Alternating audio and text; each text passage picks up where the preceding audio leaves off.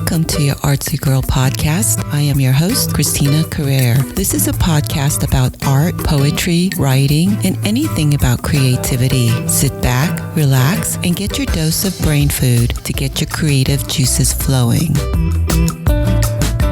Hello, and welcome to episode 33. Today's featured guest is Margo Taft Stever. In 2019, CavanKerry Press published Margo Taft Stever's book, Cracked Piano, and Kattywompus Press published her chapbook, Ghost Moose. Her four other poetry collections are The Lunatic Ball, 2015, The Hudson Line, 2012, Frozen Spring, 2002, and Reading the Night Sky, 1996. Her poems have appeared widely in journals such as Verse Daily, Upstreet, Plume, Blackbird, Salamander, Poem a Day, the Academy of American Poets, Cincinnati Review, Salamander, Prairie Schooner, New England Review, Poet Lore, West Branch, Seattle Review, and numerous anthologies. She co-authored Looking East, William Howard Taft and the 1905 U.S. Diplomatic Mission to Asia, Zhejiang University Press 2012, and Orange Fraser Press 2015, and created a traveling exhibition of Looking East photographs. She is the founder of Hudson Valley Writers Center and the founding editor of Slapering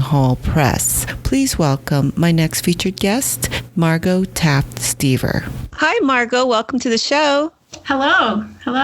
I'm honored to have you on your Artsy Girl podcast. But before we talk about your newly released books, I'd like to get to know you a little more. Can you tell us where you were born and where you grew up?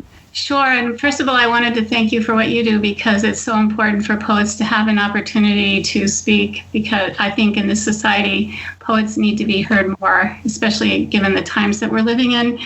And I grew up in Cincinnati, Ohio, actually, grew up during the 1950s and 60s in Cincinnati, Ohio.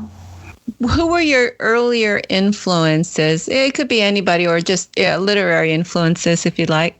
Let's see. Well, I've had so many, it's hard to narrow down to just a few, but some of the poets who I really love include Sylvia Plath and Rainer Maria Rilke, Langston Hughes, Theodore Roethke, William Carlos Williams. And then in college, I had the opportunity to study with Denise Levertov when I cross-registered in a course in a workshop that she was teaching at MIT. And that was one of the most life-changing experiences I ever had. And really, that was when I was around 18. And after that, I pretty much devoted my life to poetry and to the world of poetry. And I also had the opportunity to meet Robert Creeley, who I think is one other great American poet, and read his work. And I got to study with Maxine Kumin, who also I got to work for. And she was a Pulitzer Prize winning poet who only died recently, but who wrote wonderful poetry. It's very hard to narrow down to just a few people. I understand. And I also saw some of your reviews, and they've been written by quite a bit of top-notch poets and writers that I even recognize. You had like Ilya Kaminsky. Yeah. When I studied with Ilya Kaminsky at the Palm Beach Poetry Festival, which is a wonderful festival, when he was younger, and he was considered one of the younger poets, and actually it was a tremendous opportunity. It was a long time ago. It was, even though he's very young, it was still quite a while ago, and it was a great opportunity to study with him. Right. And Denise, is it Denise Levertov? Yes. Yeah, and then she wrote a foreword in one of your first collections, didn't she? Yes, that was my first collection of poetry, and I was so... That's awesome. Yes, it was wonderful. So you had some heavy hitters, you just got, those are great influences, and that you actually met them and worked with them, which is truly amazing. Not too many of us have had that opportunity, so hats off to you on that. Yeah. Thank you. Also, Denise Duhamel, is that how you pronounce it? Yes. Duhamel? Yes, Denise, who lives in Florida. Do you know of her? Yes, I do, actually. I don't know her personally, but I know her secondhand through her ex-husband, Nick Carbo. Oh, yeah. I know both Nick. I actually knew Denise and Nick when they first were getting to know each other.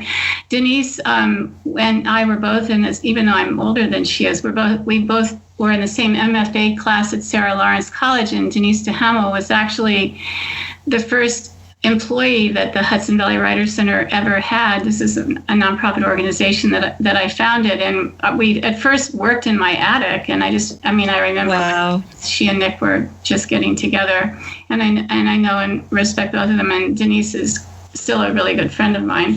Mm-hmm, mm-hmm. Well, Nick Carbo, he's been a great champion of Filipino American poets. I know that he helped bring quite a bit of us to the forefront in Filipino literature, Filipino American literature. Yes, so he's been like my strong mentor, and I've talked to him quite frequently. Also. Now, let's talk about Hudson Valley Writers Center. That's a pretty huge. I've heard of that organization, and it's amazing that I'm talking to the person that actually started that.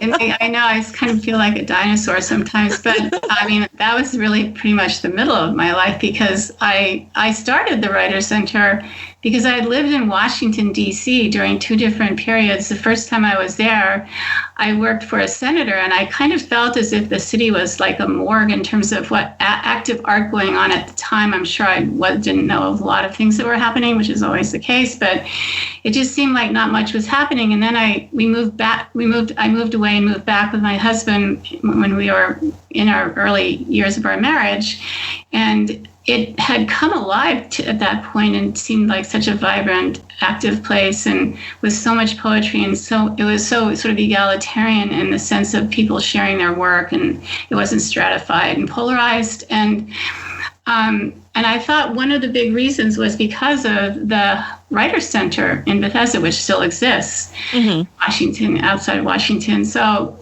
then I moved to New York, and it once again seemed like there was nothing going on. And I know this isn't true. Again, people have pointed out to me that I just didn't know, and it's always the case, but I wasn't aware of there were things going on. But it seemed to me to be just kind of a very, stultified suburban environment, and that was the motivation. Just wanting to try to create some kind of community, which felt to me to be lacking. That's true. Well, yeah.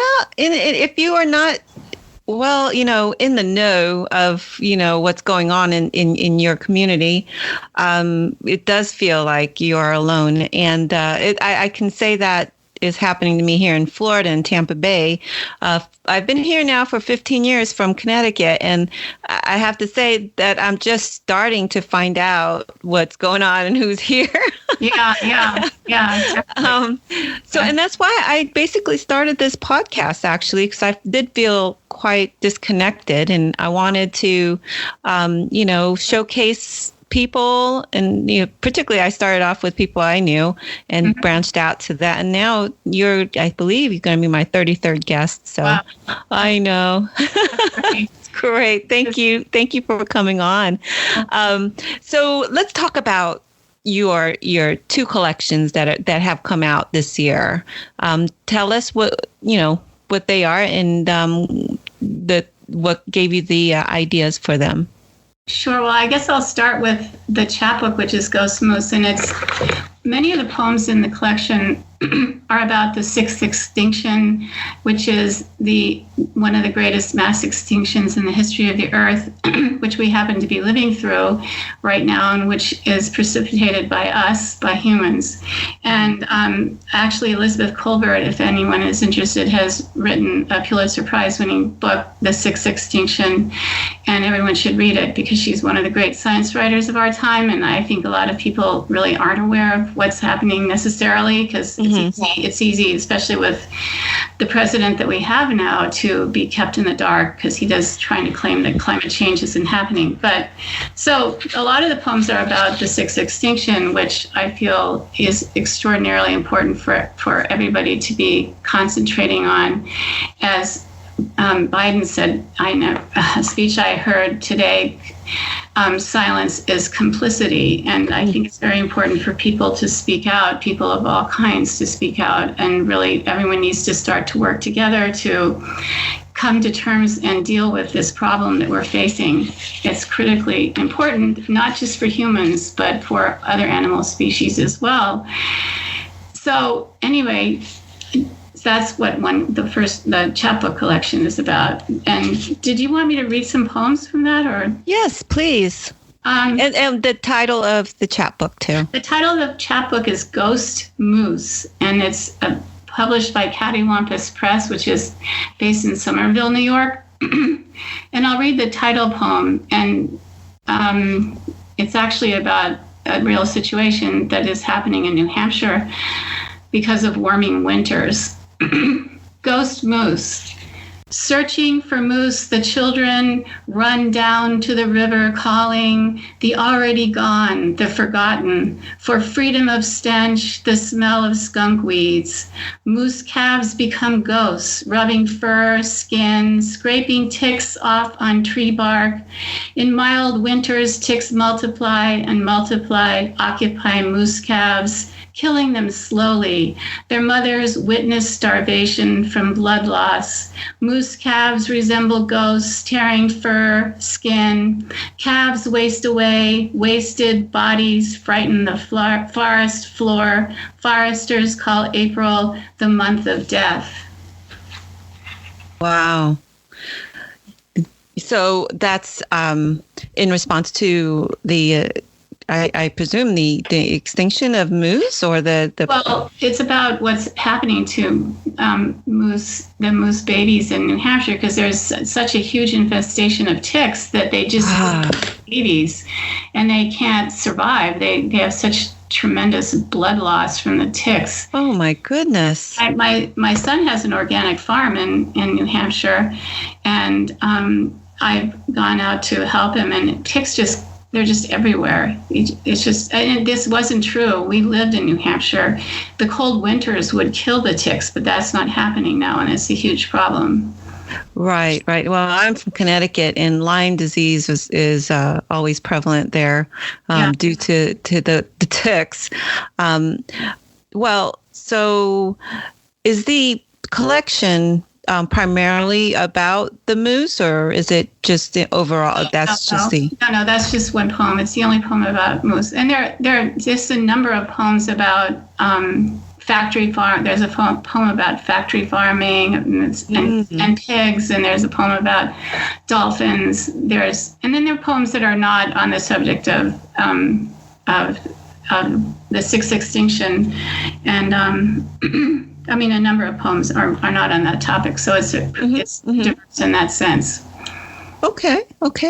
Wow. So, and then you have your full collection of poetry also that came out?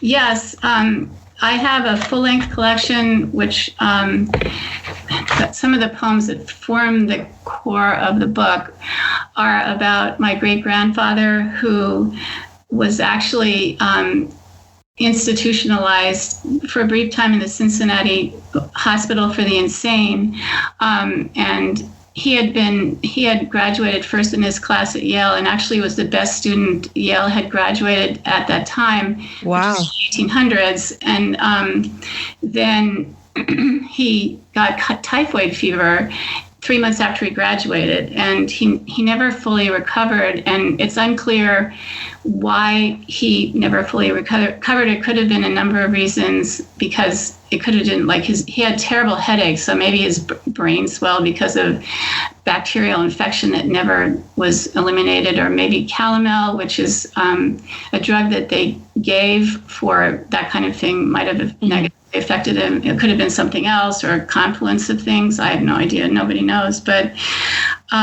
he became a disappeared person, and because nobody wanted to talk about him. He was a member of the Taft family. It was William Howard Taft's half-brother. And so, I grew up not knowing anything about him. And then I was doing a project about photographs of the 1905 U.S. diplomatic mission to Asia that my great-grandfather on my mother's side had taken. And I started to read the William Howard Taft papers, which contained family letters, and I found all these amazing letters that he had written, and really felt like I got to know him and fell in love with him. And so the book is really, a lot is about him, and also kind of about the effect that having something like had happened, and it does happen in many families, and how the repercussions just continue through the generations when you try to hide something. Right. It just comes back to haunt you. So he disappeared literally, or well, disappeared totally in terms of there were no records. There's like one existing, maybe two existing photographs of him, because he was in Skull and Bones. His father was a co-founder of Skull and Bones, and he has that picture from Yale. And I think one other picture, it might have been taken at Yale. I don't know where it was taken, but no one knew about him. And I have a letter from my uncle saying, whatever happened to Peter Ross and Taft? Nobody seemed to know much. Nobody talked. The only thing I ever heard about him was my mother once said he was the first American to get a divorce, which wasn't true, but it was the only thing I ever heard about him. So that's what I mean by disappeared. He was hidden. But nothing on the books that actually confirmed that he was sent to an asylum or anything. Well, in the William Howard Taft papers, you can find there are all sorts of family letters, and it's in there, but nobody I think nobody talked about him, so therefore he just became kind of unknown to people. Gotcha. Wow. Well, you have a very interesting lineage also. So you're like a direct descendant of the Tafts? Well, I'm a collateral descendant of William Howard Taft. We share the same patrilineal line because Alphonso Taft is my great-great-grandfather and his father. But Alfonso's first wife died at age 28 or so, and consumption, or tuberculosis as it's now called. And so his second wife, William Howard Taft, was the first surviving child from his second wife. There are a number of found poems that are made from letters that Peter wrote or that this hospital superintendent wrote, which give a glimpse of the treatment of mental patients during that period when people were forced to take what they called a rest cure, which really meant that they were totally isolated and were not supposed to talk to anybody. And it's really kind of the opposite of how people are treated, what is considered to be the right treatment of people today, where you're supposed to incorporate it into the family. Do you happen to have a poem you'd like to share from that collection? Sure. There's so many different poems. Again, it's hard to know which one to read, but on that subject, I guess I'll read a poem titled The Lunatic Ball, because one of the things that they did, aside from the fact that they treated people with medicine that was really could kill you, which happens to be mercury-based calomel, they also did things like they would have lunatic balls where they would have all the people in the madhouse have a dance, because they were trying to be humanistic, and then they sometimes invite spectators to watch. So it was, wow. Yeah, so it was quite an unfortunate, and I know that Peter went to at least one lunatic ball. So this is titled The Lunatic Ball After Dance in a Madhouse, a painting by George Bellows, who lived from 1882 to 1925. Okay. Furious dancing gives way to screams. 5 men stare ghoulish at the wall. This is the lunatic ball. The best student Yale had ever seen. 3 months after graduation, typhoid, brain swelled inside his skull. They dosed out calomel. 5 ghosts appeared in a mercury dream. Headaches unbearable. This is the lunatic ball.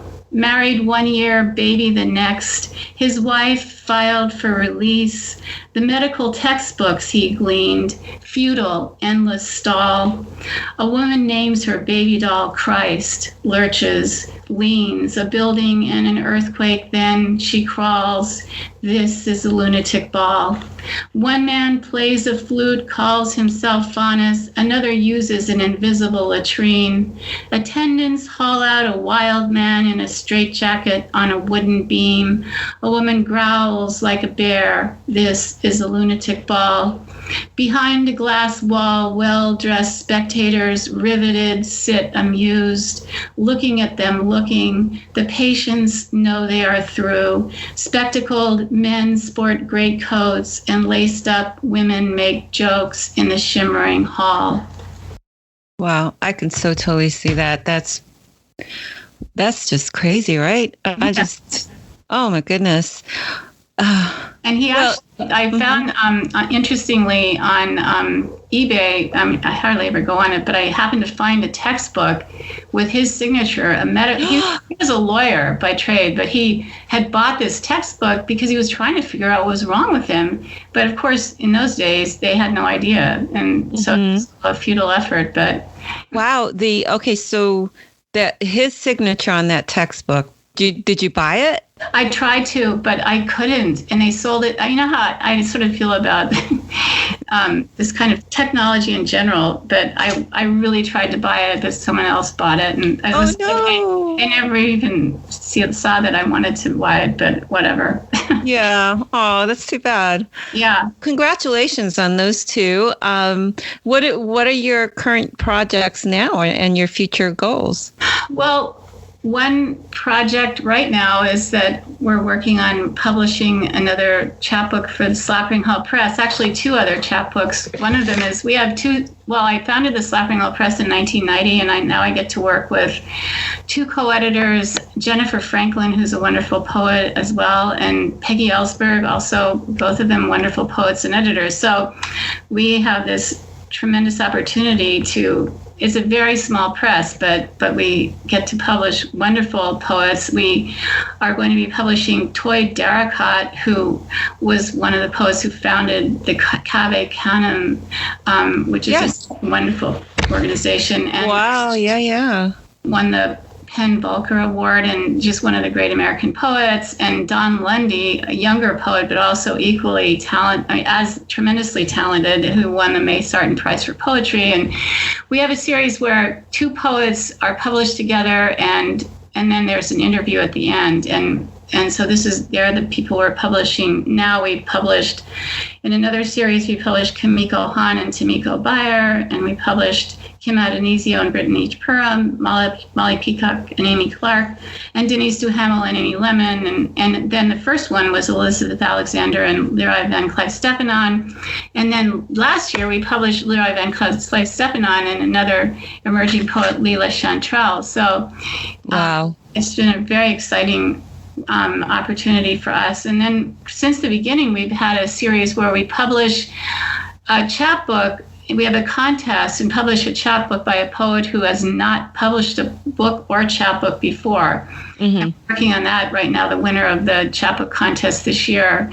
And it's very exciting to for us to find these amazing poets who've never been published before and be able to publish their first work. And Lynn McGee is actually one of those poets. Oh, yeah. And many others. I have Susanna H. Case, who has published subsequently about 5 full-length books and 4 chapbooks. And just on and on, wonderful poets who we've published and had an opportunity to work with.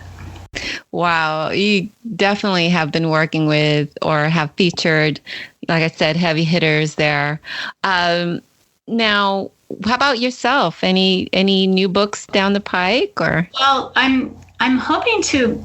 I have the beginnings of a new collection, which I'm really. Right now I've been working on the projects that I mentioned, with the press, and also because it's really having 2 collections come out at once, it was slightly overwhelming in the sense. Yeah. Because poets, as you know, no one's doing publicity for you, so you kind of have to run around trying to do something. Yes, I know. Yeah. So I actually had my first ever collection come out this year too. So congratulations! Yeah, thank you. Yeah. Okay. What's the title? By Astrolabes and Constellations. Oh.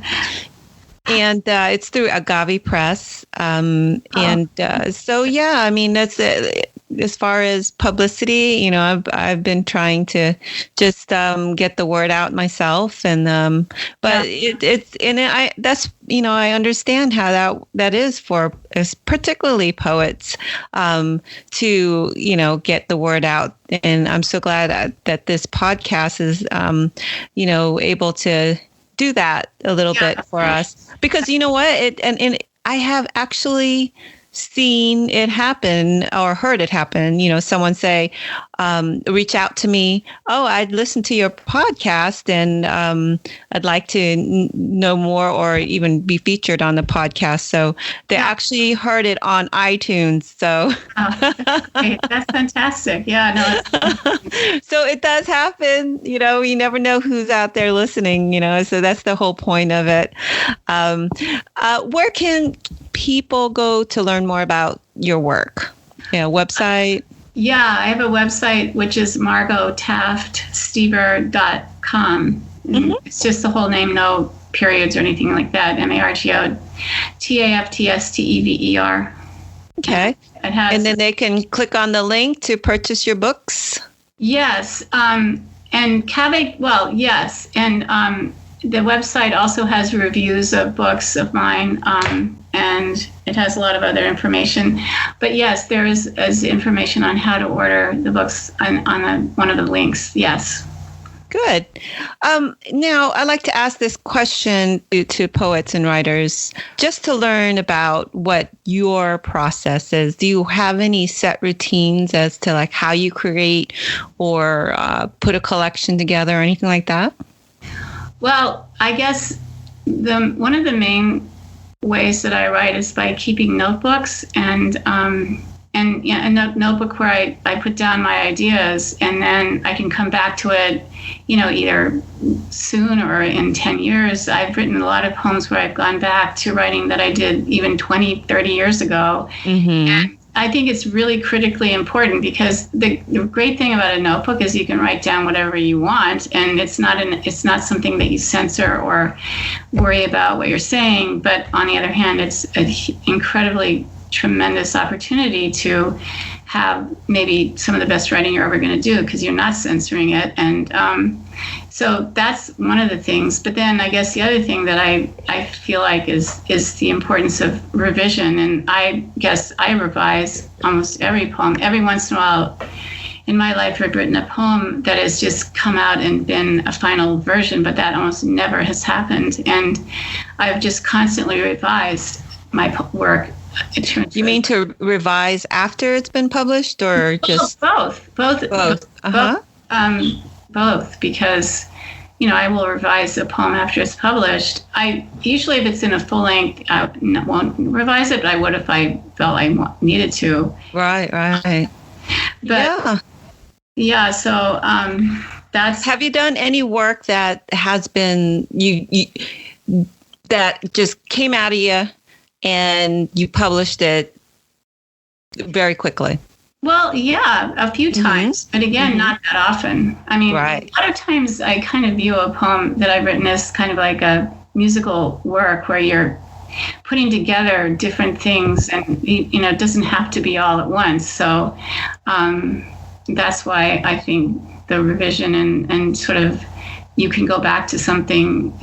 But I mean, sometimes, and a lot of times, like recently someone asked me to write a poem. I got a request on LinkedIn, which I hardly even looked at, and it was to write a poem on for an anthology on paintings by Peter Bruegel, who worked in the 1500s. So, that was like, I just did it. I just ended up doing it. I don't even think the anthology is going to be published, but I worked really hard to write the poem, and there it is. It's the first poem in Ghost Moose. So awesome. Yeah. Well, I guess the other thing is, when you think about, well, what makes someone a poet, and a lot of people think, well, inspiration and talent, of course those are very important elements of poetry, but the other thing that I remember Denise Levertov saying to me is that you have to you have to be there. You have to sit down and work. And then the poem is like a gift that can come to you. But if you never sit down to work, you're never going to have that opportunity. And that is really a lot of times what differentiates a poet from someone who isn't a poet.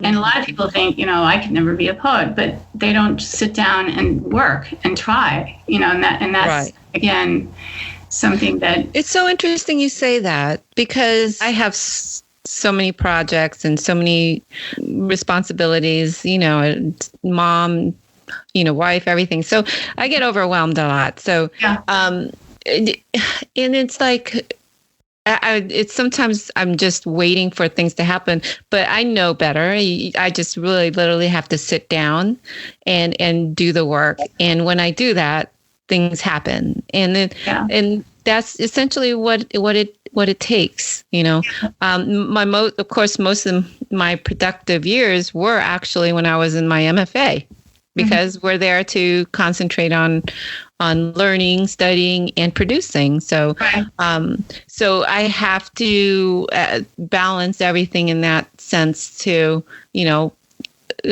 cut out some time for my work also. And it's tough, switching gears all the time here and there. Well, a lot of the poems in Crack Piano are also about motherhood, and taken from different aspects, and many of them are kind of, not the easy side of motherhood, but anyway, that's a theme that definitely permeates the entire volume.